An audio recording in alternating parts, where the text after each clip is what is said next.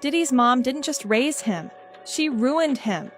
The real mastermind behind Diddy's wild parties, abuse scandals, and shady empire isn't just Sean Combs himself, but his own mother. Janice Combs, Diddy's mom, is now front and center in a swirling storm of lawsuits and allegations. The streets are buzzing that she's not just defending her son, she's running the whole operation behind the scenes. Here's the current theory. Janice reportedly holds the receipts to the whole empire.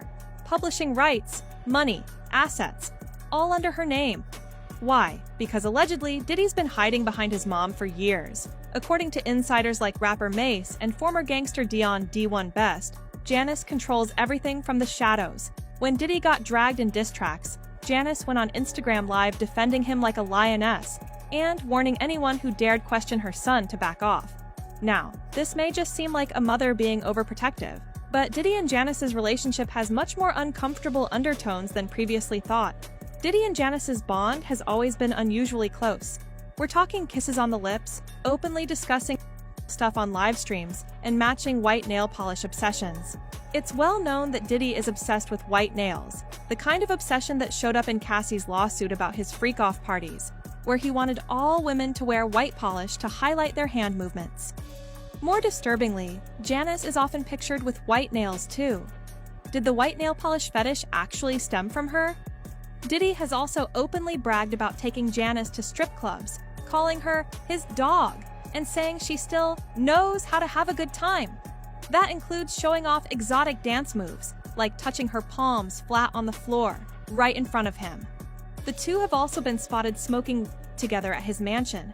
It's a relationship that blurs every boundary you thought was normal. The question is, how did this all start? Before the bling, the parties, and the headlines, there was a little boy named Sean Combs growing up in Mount Vernon, New York, a suburb just outside Manhattan with its own tough realities. But Sean's childhood wasn't your average suburban story. His dad, Melvin Combs, wasn't just any father. He was a Harlem kingpin, connected to legendary crime figures like Frank Lucas and Nicky Barnes. Melvin wasn't playing around. He was deeply embedded in the street game until his life was violently cut short when Sean was just 2 years old.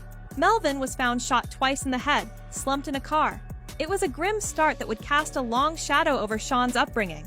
Janice Combs was left to raise him alone. On paper, this sounds like a classic single mom hustle, juggling multiple jobs, trying to give her son a better life. And yes, Janice did hustle hard, working jobs to keep food on the table. But rumors and whispers tell a darker story, that Janice's jobs weren't exactly typical, allegedly involving work. The kind of work she supposedly brought home, sometimes right in front of young Sean.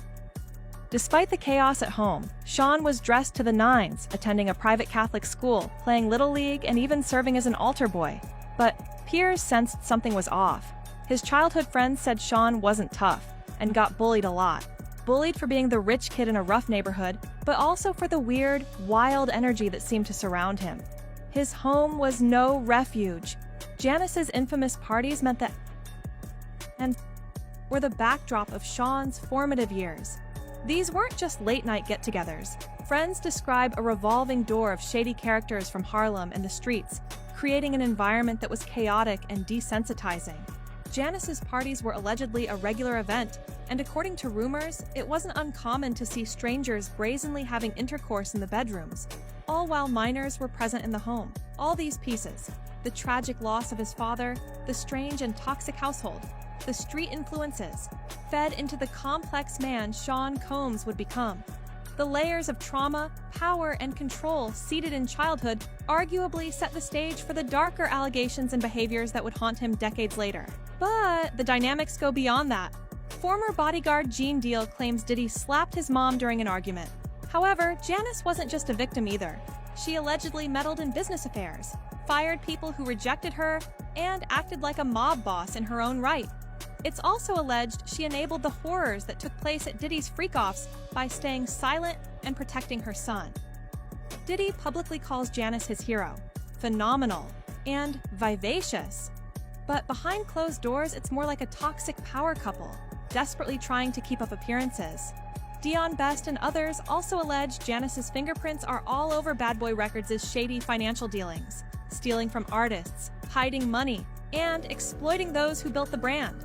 Artists like Mark Curry and Mays back this up, claiming Janice controlled the money and cheated the very people who helped build the empire. The system prioritized profit over people, and Janice was complicit. Now, with Diddy facing serious criminal charges, Janice's role is under the microscope like never before. She's no longer just mom. She might be the architect of this whole mess. Diddy's wild empire, abuse scandals, and freak-off parties didn't spring up overnight.